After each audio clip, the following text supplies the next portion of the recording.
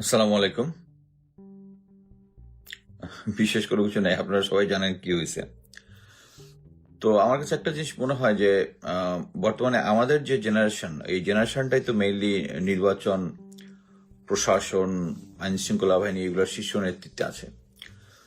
So আমার ধারণা হয় যে অ্যাকচুয়ালি আমাদের প্যারেন্টসরা, মানে আমাদের এই জেনারেশনের প্যারেন্টসরা অ্যাকচুয়ালি আমাদেরকে সততা কি জিনিস এটা আমাদের ভিতরে অ্যাকচুয়ালি প্রবেশ করাতে পারে নাই। অ্যাকচুয়ালি যে ভোট যেটা হয়েছে, শেখ হাসিনার 3টা ভোট থেকে পার্থক্য হচ্ছে যে এটার মধ্যে গ্রাউন্ডে লোকজন ভোট দিতে পেরেছে রিজনেবলি ওয়েল, কিন্তু ভোটের রাতের বেলা যেটা হয়েছে, দিনের বেলা লোকজন ভোট দিতে পেরেছে, রাতের বেলা যে ইঞ্জিনিয়ারিং যেটা হয়েছে ম্যানিপুলেশন, সেটা আপনাদের সবারই বোঝার কথা যারা ফলো করছেন। এখানে আমরা অনেকগুলো পেয়েছি যে রেজাল্ট শিট, যেটার মধ্যে ওভার রাইটিং করা, একবার এক এক মিডিয়াতে নির্বাচিতকে অনির্বাচিত বলা, নির্বাচিতকে নির্বাচিত করা, ব্লা ব্লা ব্লা ব্লা ব্লা। অ্যাকচুয়ালি এটার জন্য আপনাকে কোনো রকেট সায়েন্টিস্ট হইতে হবে না, বাট আমাকে সে যেটা মানে একটু কষ্ট দিয়েছে সেটা হচ্ছে যে আমি তো বিএনপিকে সাপোর্ট করতাম, বিএনপির প্রেজেন্ট সিচুয়েশন থেকে চলে আসছি এবং এখনো বিশ্বাস করি যে দেশের জনগণ অ্যাকচুয়ালি ইন্ডিয়ান হেজিমনি, যারা ভারতের সাথে চুক্তি করে এসছে, যারা 59% ঋণ খেলাপিকে দিয়েছে, যারা আওয়ামী লীগ চলে যাওয়ার পর গ্রাউন্ডে চাঁদাবাজি করেছে, তাদেরকে ভোট দিবেন। এবং যখন লোকজনকে ভোট দেয়, আমি যারা যারা দাঁড়িপাল্লায় ভোট দিবে তাদেরকে আটকে দিয়েছে, মানে যাতে না যেতে পারে ভোট দিতে, সবকিছুই। বাট ফাইনালি যেটা হয়েছে, আমার কাছে খুব জিনিসটা অবাক লাগতেছিল যে আমি সেনাবাহিনী নিয়ে আশঙ্কা প্রকাশ করেছি এবং দ্যাট ওয়াজ জেনুইন, এবং শীর্ষ নেতৃত্ব নিয়ে করেছি, জুনিয়র অফিসারদের নিয়ে করি নাই। তারপরেও শীর্ষ নেতৃত্ব অ্যাকচুয়ালি খুব সাপোর্ট করেছে এই ইয়াটা ঠিক করার জন্য। এটা আমার খুব অবাক লাগছে যে শীর্ষ নেতৃত্ব এরকম করার কথা না, কেন করতেছে? এটার কারণটাই হচ্ছে ফাইনালি যেটা রেজাল্ট নিয়ে যেটা করেছে।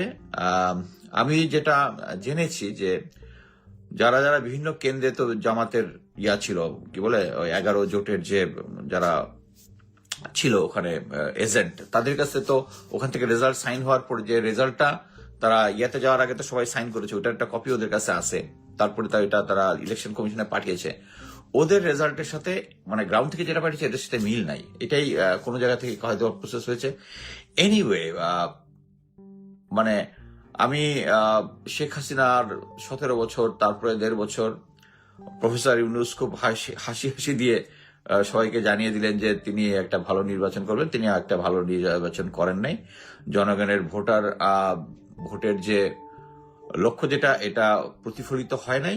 এনিওয়ে, বাট আমার কাছে যেটা মনে হচ্ছে যে আমি অ্যাকচুয়ালি ওই শেখ 2018 থেকে মানে ফ্যামিলিকে টাইম না দিয়ে, নিজের ব্যক্তিগত জিনিস না দেখে আমি ঘরের খায় বনের মোষ তাড়াচ্ছিলাম।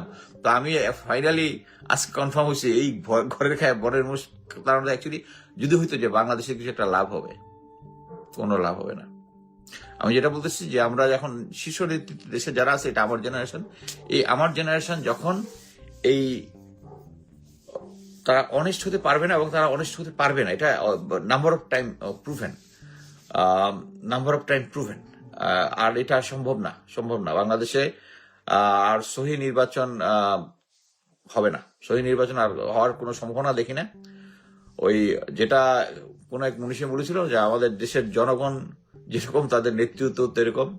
সো আমাদের জনগণ যেরকম, নেতৃত্ব আসছে তারেক জিয়ার মতো একজন, যিনি আমি তার নামে একটা লেখাও লিখেছি যে তাকে অ্যাকচুয়ালি বিএনপি প্রিপেয়ার করে নাই লিডারশিপের জন্য। বাট এই সিচুয়েশনে অ্যাকচুয়ালি জামাত কি করবে, করুক। বাট আমি যেটা মনে করি যে এইখানে মানে এফোর্ট দেওয়া, আমি আজীবন যেটা রাইট সেটাই করার চেষ্টা করেছি, আজীবন করে যাব। বাট বাংলাদেশের কেউ রাজনীতি মানে বাংলাদেশের রাজনীতি কেউ ঠিক করতে পারবে না, বাংলাদেশের একটা নির্বাচন সহি নির্বাচন কেউ ঠিক করতে পারবে না। ওই ভারতীয় দালাল যারা ছিল, যাদেরকে সার্জিস হাসান ওই সময় সরায় নাই, ওরাই আছে, ওরাই নিয়ন্ত্রণ করতেছে। এখন ভারত আপনাদেরকে নাকে দড়ি দিয়ে ঘোরাবে। মানে আমার কাছে ইচ্ছা হয় মাঝে মাঝে যে ফরগেট, যে আমি বাংলাদেশের নাগরিক, let's remain with the America, adios. আমি আর বাংলাদেশের পলিটিক্স এর মধ্যে নাই।